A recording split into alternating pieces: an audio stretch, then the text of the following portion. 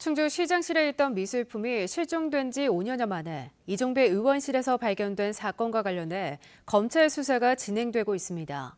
절도 혐의를 적용할 수 있을지는 아직 지켜봐야 하지만 오랜 기간 무단 점유에 대해 충주시가 변상금을 부과하지 않아 논란이 일고 있습니다. 정재영 기자가 취재했습니다. 이종배 전 충주시장의 국회의원 당선과 함께 사라졌다 5년여 만에 돌아온 미술품입니다. 지난 2012년 당시 충주시는 200만 원을 들여 이 작품을 사들였습니다. 하지만 당시 작품의 실제 가치는 최소 10배 이상이었다는 게 작가의 설명. 원래 자녀를 위해 만들어 재료비만 판매가를 넘는 데다 몇 달 뒤 성별만 다른 어변성룡이 수천만 원에 팔렸다고 말합니다. 어변성룡의 의미를 담아서 그 충주시의 무궁한 발전과 시민들께 시청을 방문할 때 잘 감상하라는 의미였지 200만 원의 가치만 있어서가 절대 아닙니다. 이런 작품이 5년 8개월 동안 이종배 의원 사무실에서 개인 소유물처럼 보관돼 있었습니다.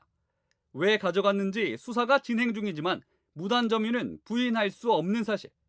공유물 무단 점유는 형사처벌과 별개로 충주시가 무상 이용에 대한 변상금을 부과해야 합니다.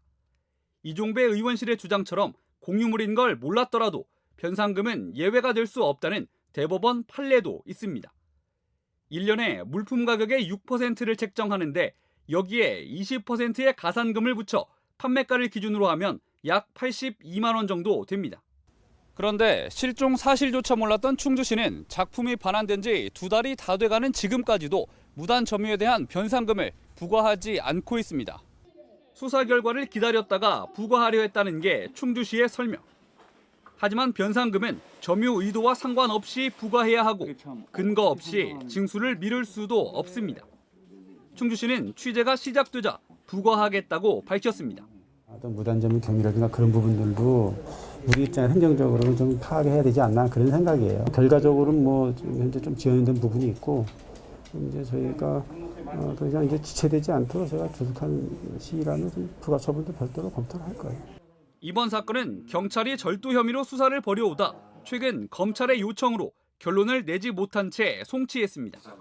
이종배 의원의 지시가 있었는지가 사건의 핵심인데 사실상 절도 혐의를 적용하기는 어려운 상황.